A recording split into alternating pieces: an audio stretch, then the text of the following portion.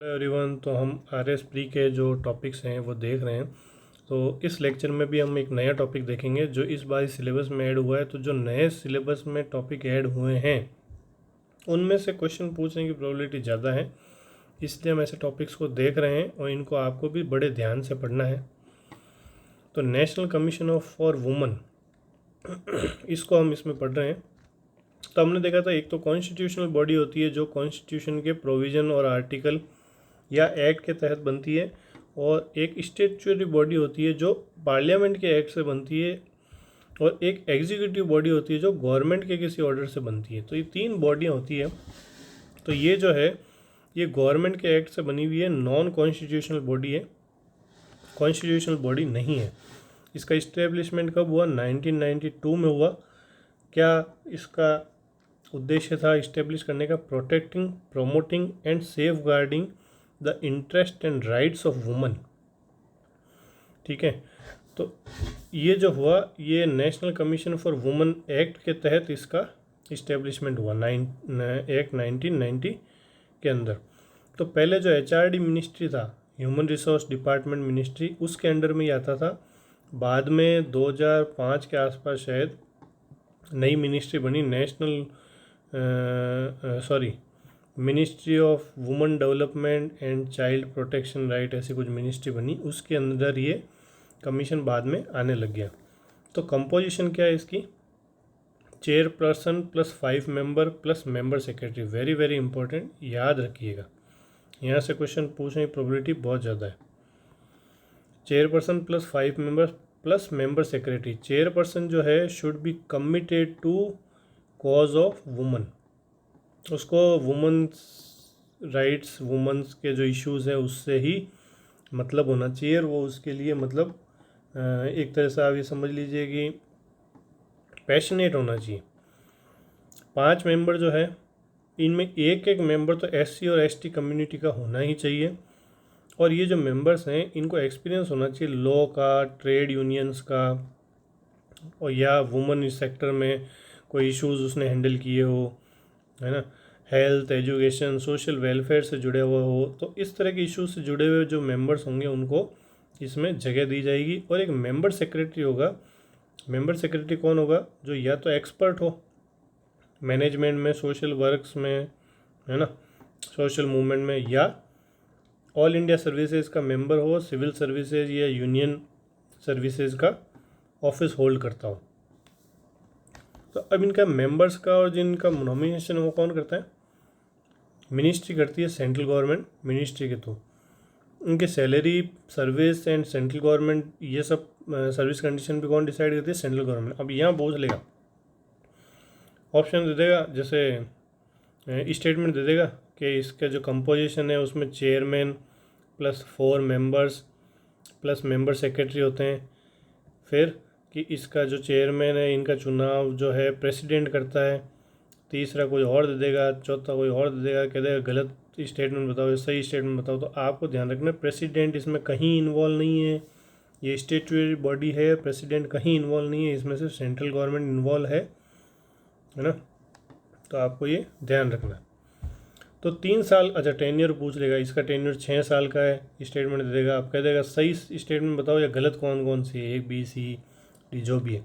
तो 3 साल का टेन्योर है। पहले जाना है तो रेजिग्नेशन दे दो सेंट्रल गवर्नमेंट को, और या फिर गवर्नमेंट इसको हटा सकती है। तो यहाँ सिक्योरिटी ऑफ टेन्योर या इस तरह की कोई चीज़ नहीं है। फिर गवर्नमेंट हटा कब सकती है?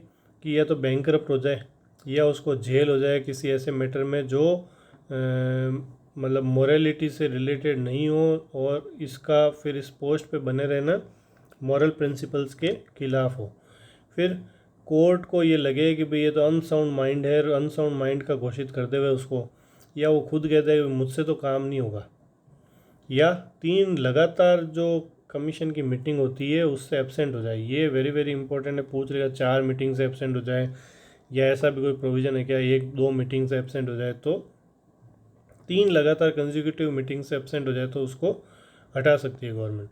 या खुद की पोस्ट के अकॉर्डिंग कोई गलत काम कर दे हुए जो उस पोस्ट की मर्यादा को शोभा न दे तो गवर्नमेंट हटा सकती है। अब फंक्शन क्या है इसका? 14 पॉइंट्स मैंडेट है, 14 पॉइंट्स हैं इसके जिस पर ये इनको काम करना है। तो क्या है 14 पॉइंट, एक बार जल्दी जल्दी देख लेते हैं हम।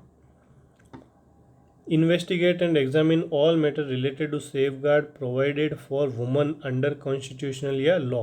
किसी भी संविधान के प्रोविज़न के अंदर या कानून के अंदर जो वुमन से रिलेटेड सेफ्टी प्रोविज़न्स या उनके जो हक हैं उसका कहीं पर भी अगर कोई हनन हो रहा है, उनको सेफ गार्ड करने के लिए, उसको एग्जामिन करने के लिए, उसको इन्वेस्टिगेट करने के लिए इस कमीशन की स्थापना की गई है। इसकी रिपोर्ट जो है सेंट्रल गवर्नमेंट को देनी है कि भाई आपने ये सेफ गार्ड करने के लिए क्या क्या काम किया। इन सेफ गार्ड को इम्प्लीमेंट करने से संबंधित राय भी देना है, इसको रिव्यू करना है कि इन सेफ गार्ड को प्रोटेक्ट करने के लिए कोई इनके अंदर कमी हो तो क्या किया जा सकता है। इन प्रोविजंस के वायलेशन पर केस देखना कि भाई इनके वायलेशन कहाँ हो रहे हैं, उन केसेस को भी देखना। फिर कंप्लेंट्स लेना है, सुओ मोटो नोटिस करना। आप कंप्लेंट जो आ रही है वो तो लेनी ही है आपको, और सुओ मोटो आपको लगता है कि नहीं यार ये वुमेंस के साथ यहाँ कोई मान लो घरेलू हिंसा हुई है, बहुत बुरी तरीके से वुमन के साथ घरेलू हिंसा हुई है, तो ऐसे केस को सुओ मोटो वो ले सकते हैं। चाहे वो वुमन है, वो कोई आवाज़ नहीं उठा रही तो आप ले सकते हैं अगर कहीं मीडिया में, या आपका मतलब ये है कि ये कमीशन ले सकता है, आपका मतलब आप मत समझिएगा, कमीशन ले सकता है। फिर कोई लॉ इम्प्लीमेंट नहीं हो रहा है वुमन से रिलेटेड तो उसके अंदर ये सुओ मोटो एक्शन ले सकते हैं। कोई वुमेंस के राइट डिप्राइव्स हो रहे हैं तो ये उसके खिलाफ एक्शन ले सकते हैं। तो वुमेन से रिलेटेड कोई पॉलिसी इम्प्लीमेंट नहीं हो रही है तो भी ये एक्शन ले सकते हैं। फिर कोई स्पेसिफिक प्रॉब्लम है ना वुमेन से रिलेटेड, तो उसके सॉल्यूशन के लिए कोई स्पेसिफिक स्टडी करवानी है या इन्वेस्टिगेशन करवानी है तो वो करवा सकते हैं। महिलाओं की स्थिति सुधारने हेतु प्रमोशनल या एजुकेशनल रिसर्च करवाना है तो वो भी ये कमीशन करवाएगा। वुमेन के सोशियो इकोनॉमिक डेवलपमेंट के लिए कोई प्लानिंग प्रोसेस बनाना है वो भी यही करेगा। प्रोग्रेस को रिव्यू करना है यूनियन या स्टेट की, वो महिलाओं के स्तर को बढ़ाने के लिए क्या कार्य कर रहे हैं तो वो भी ये कमीशन करेगा। जेल हैं, वो महिलाओं के रिमांड होम या इस तरह के कोई इंस्टीट्यूशंस हैं जहाँ महिलाओं की क्या स्थिति है तो इसका इंस्पेक्शन करके रेमेडियल मेजर्स बताना, ये काम भी इस कमीशन को करना है। कोई लार्ज बॉडी है वुमेंस की, है ना, उनका कोई लिटिगेशंस है, कोई महिलाओं की कोई समस्या है एक बड़े ग्रुप की, है ना, मान लो किसी समुदाय से, मीणा समुदाय से, ये समझ लो आप, तो उनका कोई लिटिगेशन, या चलो अपन एक देखते हैं जैसे 3 तलाक का मैटर है। 3 तलाक का मैटर है, ये महिलाओं से संबंधित है, एक समुदाय विशेष की महिलाओं से संबंधित है। अब इनका कोई कोर्ट में लिटिगेशन में हेल्प करनी है तो ये कमीशन उसको फंडिंग कर सकता है। फिर इसकी जो रिपोर्ट है, पीरियडिकल रिपोर्ट देनी है इनको, सेंट्रल गवर्नमेंट कोई मैटर अगर रेफ़र करे तो उससे भी इनको देखना है। तो सेंट्रल गवर्नमेंट को इनको रिपोर्ट देनी है और गवर्नमेंट क्या करेगी, दोनों सदन के सामने रखेगी, और स्टेट की अगर होती है तो स्टेट को फॉरवर्ड करेगी और स्टेट उसके लेजिस्लेचर के सामने रखेगा। इसके साथ में मेमोरेंडम देंगे। मेमोरेंडम के अंदर ये होगा कि भाई क्या क्या इन्होंने सलाह दी और आपने मानी कि नहीं मानी, नहीं मानी तो क्यों नहीं मानी, उसके रीजंस आपको इसके साथ देने हैं।